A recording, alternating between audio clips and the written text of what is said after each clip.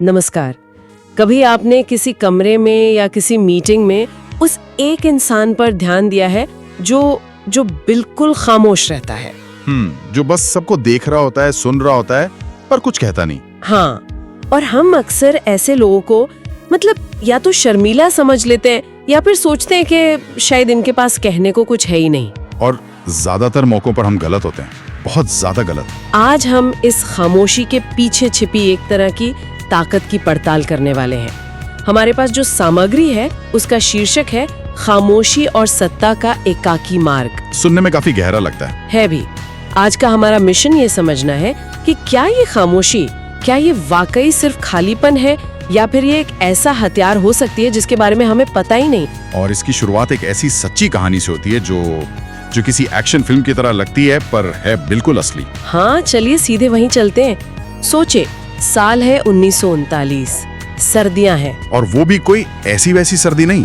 जगह है फिनलैंड का एक बर्फीला जंगल और तापमान है -40 डिग्री सेल्सियस। -40, मतलब इतनी ठंड की सांस लेना भी एक चुनौती हो।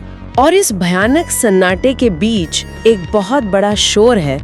सोवियत रूस ने फिनलैंड पर हमला कर दिया है। और ये कोई छोटा मोटा हमला नहीं था। सोवियत सेना के पास लाखों सैनिक थे, हजारों टैंक, सैकड़ों हवाई जहाज। और दूसरी तरफ था फिनलैंड, एक बहुत छोटा सा देश। पूरी दुनिया तो ये मान चुकी थी कि फिनलैंड कुछ दिनों, शायद कुछ घंटों में ही हार मान लेगा। मुकाबला बराबरी का था ही नहीं। बिल्कुल। लेकिन इन सब के बीच उस बर्फीले जंगल में एक अकेला आदमी था।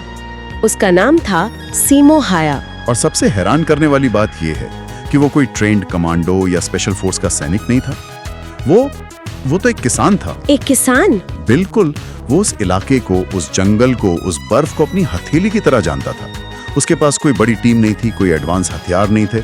उसके पास थी एक पुरानी राइफल, सफेद कपड़े ताकि वो बर्फ में घुल मिल जाए, और सबसे बढ़कर खामोशी। अगले 100 दिनों तक जो हुआ ना, वो आज भी सैन्य इतिहास की सबसे हैरान करने वाली घटनाओं में से एक गिना जाता है। सीमो हाया ने अकेले एक पुरानी राइफल से, जिस पर सोचिए दूरबीन वाला स्कोप भी नहीं था, उसने 500 से ज्यादा। 500। इस आंकड़े को एक पल के लिए सोचना जरूरी है। जी हाँ। ये कोई वीडियो गेम नहीं है, ये असल जिंदगी की बात है। रूसी सेना इतनी डर गई थी कि उन्होंने उसे एक नाम दिया। क्या नाम? द व्हाइट डेथ, यानी सफेद मौत। सफेद मौत। सोचिए उस खौफ के बारे में। एक पूरी की पूरी सेना एक अकेले आदमी से डर रही थी जिसे उन्होंने कभी देखा तक नहीं था। उसे मारने के लिए पूरी टुकड़ियां भेजी गईं, तोपों से उस इलाके में गोले बरसाए गए। हाँ? लेकिन वो किसी के हाथ नहीं आया। एक भूत की तरह जो कहीं से भी हमला करता और फिर बर्फ में गायब हो जाता। और उसकी तकनीकें, वो तो और भी कमाल की थी। एक बात जो इस सामग्री में बताई गई है, हाँ? वो सुनकर आप हैरान रह जाएंगी। बताइए। वो घंटों तक एक ही जगह पर बर्फ में बिना हिले डुले लेटा रहता था। लेकिन -40 डिग्री में जब आप सांस लेते हैं तो मुंह से भाप निकलती है। हाँ, जिससे दुश्मन आपको देख सकता है। बिल्कुल। तो इससे बचने के लिए सीमो हाया अपने मुंह में बर्फ रखता था। क्या? हाँ, मुंह में बर्फ, ताकि उसकी सांस ठंडी हो जाए और भाप ही न बने। ये तो अविश्वसनीय है। मतलब अनुशासन और धैर्य का ये कौन सा स्तर है? मुंह में बर्फ रखकर मौत का इंतजार करना। सच कहूं तो मेरे रोंगटे खड़े हो गए हैं ये सुनकर। और कहानी का सबसे दिलचस्प हिस्सा तो युद्ध के बाद आता है।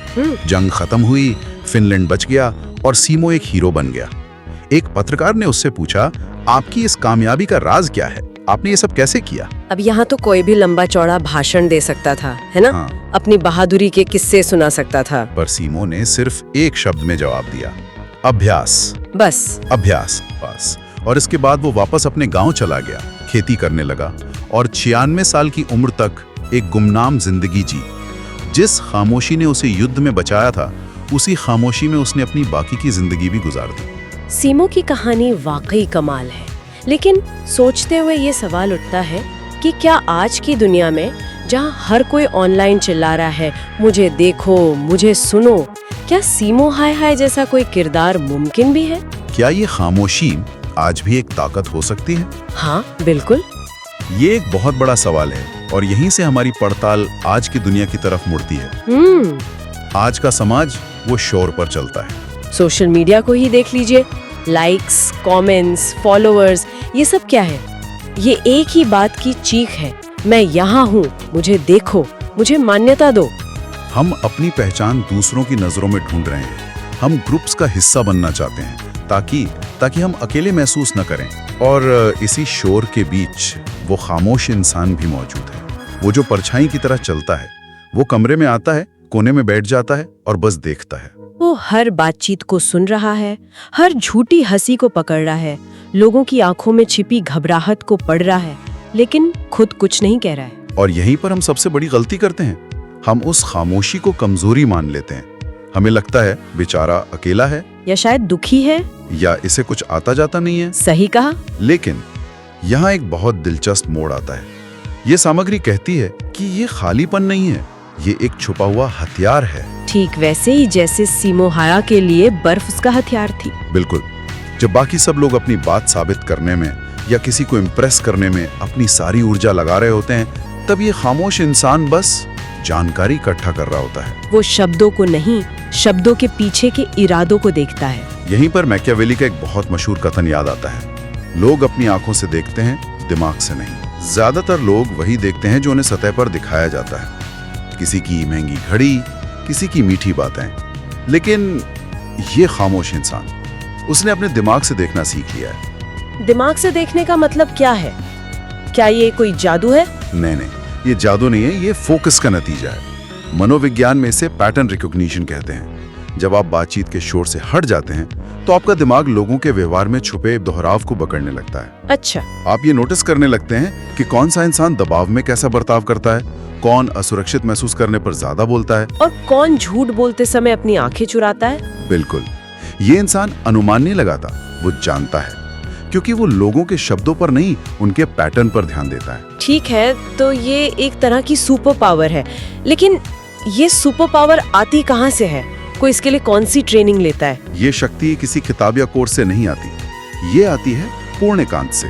उसी अकेलेपन से जिससे हम में से ज्यादातर लोग बुरी तरह डरते हैं। जी हाँ, ये उन अनगिनत रातों का नतीजा है जब इस इंसान ने अकेले बैठकर दुनिया को समझा है, और सबसे जरूरी, खुद को समझा है। ये सामग्री उन रातों का जिक्र करती है जी। जब शायद लगा हो कि पूरी दुनिया पार्टी कर रही है और वो अकेले कमरे में बैठे हैं। जब खुद का दिमाग ही सबसे बड़ा दुश्मन लग रहा था, जो बार बार कह रहा था कि तुम पीछे छूट रहे हो। ये एक तरह की अग्नि परीक्षा है। सही बात है। बिल्कुल।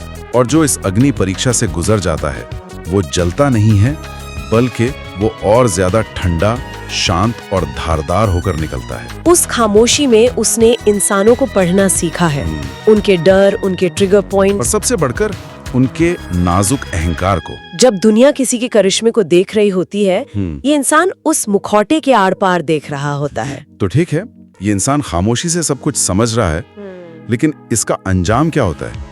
जब आप लोगों के मुखौटों के आर पार देखने लगते हैं, तो क्या आप उनसे पहले की तरह जुड़ पाते हैं? नहीं। मुझे लगता है कि यहीं से चीजें थोड़ी खतरनाक होनी शुरू हो जाती हैं। आपने बिल्कुल सही नस पकड़ी है। यहीं से एक बहुत बड़ा और खतरनाक बदलाव शुरू होता है। क्या? जब कोई इंसान इस स्तर की मानसिक स्पष्टता हासिल कर लेता है, तो वो कनेक्शन या रिश्तों के पीछे भागना बंद कर देता है। मतलब अब उसके लिए अपनी मानसिक शांति और स्पष्टता सबसे बड़ी प्राथमिकता बन जाती है। वो किसी का साथ अपनी मानसिक शांति की कीमत पर नहीं चुनता। तो इसका मतलब है कि वो लोगों से दूर होने लगता है। हाँ, लेकिन सिर्फ उन लोगों से जो असली नहीं है। व्यक्ति ये समझने लगता है कि हर रिश्ता जोड़ने लायक नहीं होता। यहाँ दो बहुत शक्तिशाली विचार सामने रखे गए हैं। बताइए। पहला है, एक औसत दोस्त एक खुले दुश्मन से ज्यादा खतरनाक होता है। एक मिनट, ये तो सोचने वाली बात है।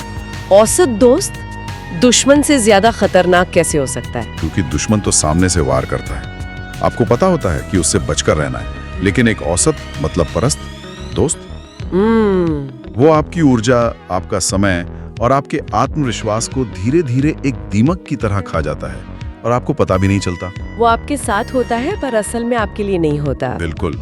और दूसरा विचार तो इससे भी ज्यादा गहरा है। वो क्या है? नकली वफादारी खुली नफरत से ज्यादा जहरीली होती है। वाह, ये उस दोस्त की तरह है जो आपके मुंह पर तो आपकी तारीफ करता है, लेकिन पीठ पीछे आपकी योजनाओं को कमजोर करता है। सही कहा। ये वो जहर है जो धीरे धीरे फैलता है। जब किसी इंसान को ये सच्चाई समझ आ जाती है तो उसकी प्राथमिकताएं पूरी तरह बदल जाती है। और इसके सामाजिक परिणाम भी होते होंगे। शायद ऐसे इंसान ने दोस्त खोए हैं, शायद उसे अब पार्टियों में नहीं बुलाया जाता। हाँ। लोग उसे एंटी सोशल, अजीब या शायद घमंडी समझने लगते हैं। हाँ, और ये सब होता है, लेकिन दिलचस्प बात यह है कि उस इंसान को इसका कोई पछतावा नहीं होता। क्यों? क्योंकि वो एक गहरी सच्चाई सीख चुका है। गलत लोगों से घिरे रहने का अकेलापन असल में अकेले रहने से कहीं ज्यादा दम घोटने वाला होता है। वो झूठे रिश्तों की भीड़ में अकेले महसूस करने से बेहतर सच में अकेले रहना पसंद करता है। सही बात है। तो हमने सीमो हाया के बर्फीले मैदान की जानलेवा खामोशी से लेकर आज के मनोवैज्ञानिक युद्ध क्षेत्र में खामोशी की ताकत तक का एक पूरा सफर तय किया। ये दिखाता है कि कैसे एकांत और चुप्पी, जिन्हें हम अक्सर कमजोरी का प्रतीक मानते हैं, असल में असाधारण शक्ति और गहरी समझ का स्रोत बन सकती हैं। बिल्कुल। और ये कहानी यहाँ खत्म नहीं होती। सामग्री के अंत में एक बहुत महत्वपूर्ण बात कही गई है। ये सब सिर्फ शुरुआत है। अच्छा? क्योंकि खामोशी सिर्फ देखने या समझने का हथियार नहीं है। ये तैयारी का मैदान है। ये वो जगह है जहाँ इंसान खुद को आने वाली चुनौतियों के लिए तैयार करता है। और यहीं पर हमें एक अंतिम बहुत शक्तिशाली विचार के साथ छोड़ा गया है। जो इंसान एकांत में तैयार होता है वो भीड़ में कभी हारता नहीं। ये पंक्ति अपने आप में बहुत कुछ समेटे हुए हैं। एकांत में तैयारी का मतलब सिर्फ जानकारी इकट्ठा करना नहीं है। तो फिर क्या है? इसका मतलब है अपनी भावनाओं पर नियंत्रण पाना, अपनी सोच में स्पष्टता लाना और अपने सिद्धांतों पर मजबूती से टिके रहना सीखना। लेकिन एक सवाल मेरे मन में आ रहा है, भीड़ में ना हारने का असली मतलब क्या है? क्या इसका मतलब है कि वो हर बहस जीत जाता है या हर सौदे में कामयाब होता है? ये एक बहुत अच्छा सवाल है। और शायद ना हारने का मतलब सामाजिक जीत नहीं है। तो फिर? इसका मतलब यह है कि भीड़ का शोर, लोगों की राय या भारी हंगामा उसकी मानसिक शांति को भंग नहीं कर सकता। वो अपनी आंतरिक स्थिरता नहीं खोता। दूसरों की राय उसे परिभाषित नहीं करती। बिल्कुल। ये एक बाहरी नहीं बल्कि एक आंतरिक जीत है। तो आज की चर्चा के अंत में हम श्रोता के लिए यही सवाल छोड़ना चाहेंगे, उस एकांत में किस तरह की तैयारी होती है? और क्या भीड़ में ना हारने का असली मतलब अपनी मानसिक शांति को किसी भी बाहरी हंगामे से ऊपर रखना है? ये सवाल शायद हम सबको अपने अकेलेपन और उसमें छिपी शक्ति के बारे में नए सिरे से सोचने के लिए प्रेरित करेगा।